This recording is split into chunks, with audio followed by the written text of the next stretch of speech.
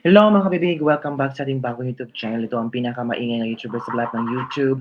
Ako si Kabibig, maglebak-lebak na tayo with evidence. Grabe naman ito mga talyanista, mga BBM supporters, pati Pinklawan ay nagsanib puwersa para ipakancel si Apo Wang-od. Bakit? Kasi love daw ni Apo Wang-od si VP Sara. Nakita nila ang pictures na kasama si VP Sara. Nagpatato si VP Sara na si Apo Wang-od ang nagsagawa ng tato, ay pinapa-cancel na. Oo, traitor daw si Apo Wang-od. Hala, gano'n na ba kakitid ang mga utak ng mga taong ito? Nanawagan mga dilawan, kakamping at talyanista, let's cancel Wang-od kasi love na love niya si Inday Lustay. Cancel her now. Ito ha, nakita ko sa inyo ha, hindi naman ako gawa-gawa ang issue na ito. Nakita ko talaga at pino-post nila mga kabibig. Ito mga kabibig, ito nakita niyo na ba, 'di ba? Kita niyo naman, 'di ba?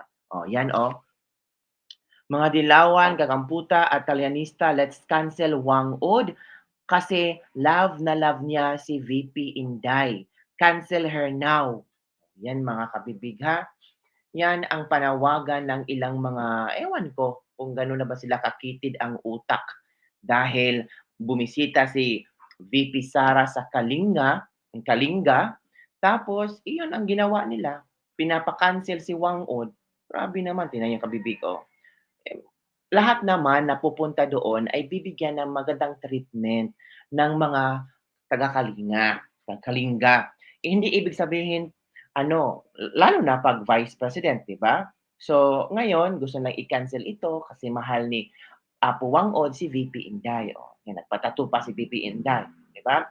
Sabi ng ina ni VP Inday na, "Huwag kang magpapa-tattoo kasi alam kong pupunta ka kay Apo Wang-od."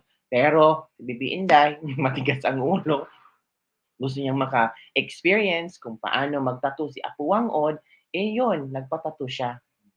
So, ngayon gusto nila na ipa-cancel si Apo Wang-od. Tama ba yun, Kabibi? Ha? Nasa tamang pag-uutak ba itong mga, sabi sa nila Unipink, Unitarianistang ito, na pati si Apo Wang-od na walang kaalam-alam sa politiko, bumisita lang si VP Sara, ipa-cancel nila. Ayan napakaganda ni VP Sara 'no.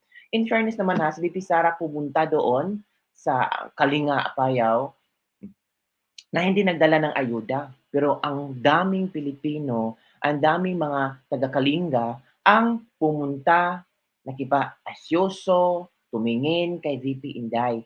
Hindi katulad ng iba diyan na kailangan ng bilyon-bilyon para maghakot ng maraming tao, 'di ba? Ito pa mga kabibing, The Vice President of the Philippines in Buscalan, Tinglayan, Kalinga, with no fuss, no special treatment, and no cutting the lines during her stay even if she can. Tatak Duterte. Yan Na-appreciate ng mga tao na hindi maarte si BP Sara. Na-appreciate ng mga tao na ganito ang klaseng vice presidente ang gusto namin. Yung makamasa, yung marunong makihalubilo sa mga mahihirap na katulad namin. Yung hindi maarte, yung hindi puro champagne-champagne, yung hindi mga agaw ng champagne, yung hindi puro presko na lang ang gagawin, yung hindi puro patira na lang, puro wak-wak-bak-wak na lang ang gagawin para makasira sa BP, yung hindi puro na lang uupo sa Senate hearing, sa Congress hearing, na puro maghahanap ng butas para kay VP Sara, yung magre-reach out sa masang Pilipino ang gusto ng maraming Pilipino. Tingnan nyo, minahal si VP Sara dito.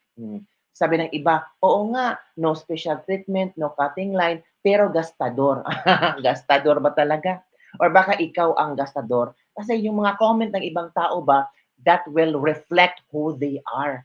Kung ang comment nila, Inday Sara Gastador, yung comment pala, iyon ay para sa kanilang sarili na hindi na ma-express. So yun kabibig ang nangyari sa mga tao ngayon. Pilit nilang sinisiraan si BP Sara na wala namang ginawa si BP Sara kung hindi nagpunta lang doon, gusto lang mag-share, gusto lang mag-usap, malaman kung ano ang problema ng mga tao doon at kung pwede mabigyan ng solusyon. Pero ang iba misinterpret Sabi nila, nagpapabibo si VP Sara. Bibong-bibo kasi gustong tatakbo sa 2028. Hala, ang layo pa ng 2028. Hintayin natin si VP Inday, second quarter ng 2016, doon siya mag-announce. Pero wala namang problema kung bibisita si VP Sara doon kasi vice presidente naman siya. Ang problema, kung bibisita ka sa isang lugar, magdadala ka ng ayuda. Dalhin mo lahat ng congressman. So halatang-halata. Bakit pagbisita ni VP Inday, nagdala ba siya ng bilyones? Pagbisita ba ni VP Inday, nagdala siya ng mga ayuda? Ng 5,000 cash? Nagdala ba siya ng 5 kilong bigas? Wala naman Bakit pagbisita ni VP Inday, naging Willie Revillame ba siya? Hindi. She reached out to people, talk to people with pure heart. Hindi sinusuhulan, hindi binudol ng 5,000. Hindi nagpalista ng pangalan na kung sinong unang pumunta may 5,000 pesos. Hindi gano'n ginawa ni VP Inday. Ang ginawa ni VP Inday, nakipag-usap siya, puso to puso. 'Di ba? Hindi nanunuhol ng mga tao. May naalala akong nanunuhol ng mga tao, mga kabibig. Sino ba yan, kabibig? Basta, may naalala akong nanunuhol ng mga tao. Iba din ang atake nila. Magkano ba ang sinusul? Ay nako, madami. Madami, oy. Madaming mga, ang tawag dito, mga sinusuhulan nila. Oh, 'di ba? Ito, oh. Ito napakaganda na reaksyon ni Mr. Riel Toker, mga kabibig, tungkol sa pagbisita ni VP Inday sa Kalinga, Apayao. Ito, mga kabibig, ha, i-share natin. Oh, ganda nito si Mr. Riel Toker. I like also Mr. Riel Toker, ha, kasi napaka down to earth talaga ni VP Inday Sara. And makikita mo, mga Lods, na kahit saan mo siya ilagay, basta Pilipino, nakikipagkapwa-tao talaga siya. Tama.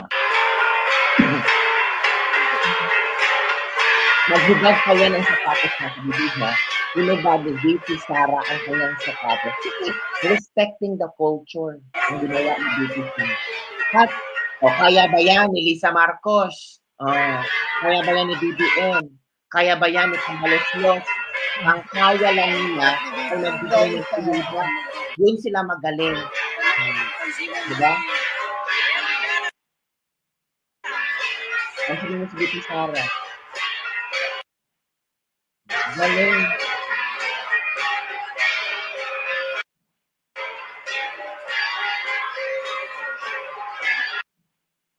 Galing ni VP Sara dito. Pero bakit ang nakapagtataka lang kami, di ba? Nakapagtataka lang kasi lahat ng mga ginagawa ni VP Sara trending. Pinag-uusapan talaga, 'di ba? Hindi yung parang ginagawa ni VP Sara ay puro mali kaya nag-trending, hindi. Ang ginagawa ni VP Sara puro magaganda and sharing the culture to traditional dance ng Kalinga, culture and tradition ng mga Pilipino sa iba't ibang sulok ng Pilipinas, shinare niya. And parang malaman ng sambayanang Pilipino, na malaman ng buong Pilipino na mayroong ganitong traditional culture, traditional dance ang Pilipinas. At tingnan mo, nakipaghalubilo pa ang Vice Presidente. Yung ang magaling, 'di ba? Ang hirap kasi yung iba diyan, puro pa ayuda lang, pangpanakipbutas nila ang ayuda. Puwede ba 'yun? Mabubuhay na lang ba tayo sa ayuda? Hanggang gano'n na lang ba ang puwedeng mai-offer ng gobyerno natin? Kung gano'n ang ating pag-iisip, kung gano'n ang mind conditioning ng nasa gobyerno ngayon, walang progreso, walang bagong Pilipinas. Hindi aangat ang Pilipinas, lalong malulugmok at magiging dependent ang mga tao sa ayuda. Hanggang kailan matatapos ang ayuda? 'Di ba? Hanggang kailan? Puro lang tayo utang, utang, utang, utang para pang-ayuda. Hindi matututo ang mga taong gagawa ng magagandang, trabaho, 'di ba? Kasi we're very dependent to our government. Kung wala ng pera ang gobyerno, anong gagawin natin? Walang kakain, uupo-upo sa gilid, maghihintay hanggang hangin na lang ang kakainin natin. Kaya 'wag tayong mag-ano sa gobyerno natin na puro pa-ayuda. Dapat sana ang gagawin ng ating gobyerno, mga magandang programa para pangkabuhayan, solusyonan ang malalaking problema. Eh, sila ang solusyon nila ayuda. Tama ba 'yan? Gusto niyo ba 'yan? Yung mga ibang mga tao ngayon, gusto namin yung ayuda. Sige, mukha kayong pera. Pera namin 'yan, o pera nga ninyo. Mga ilang araw lang, busog kayo. The next day, wala na. Bakit? After maubos yung 5,000 na ayuda for a few days, babalik ba sila sa lugar niyo para bigyan ulit kayo ng ayuda? Hindi naman na. Tapa lang yan, pangtapa lang yan. Pampabilib ba? Pampaepal. Kayo, makukuha kayo dahil sa ayuda. Uy, parang election lang yan. Parang vote buying lang ang ginawa nila. So, yun lang po mga kabibigan. Parang high blood na ako early in the morning.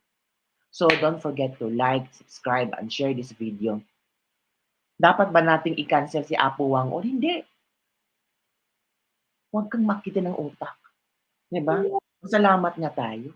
Nga si VP Sara nagpunta doon, nakinig sa kanila kung ano ang problema na pwedeng masolusyonan ng gobyerno natin. Ginawa ba yun ni BBM? Hindi. Yun lang mga kabibig. Don't forget to like, subscribe, and share this video. Bye everyone. See you next time.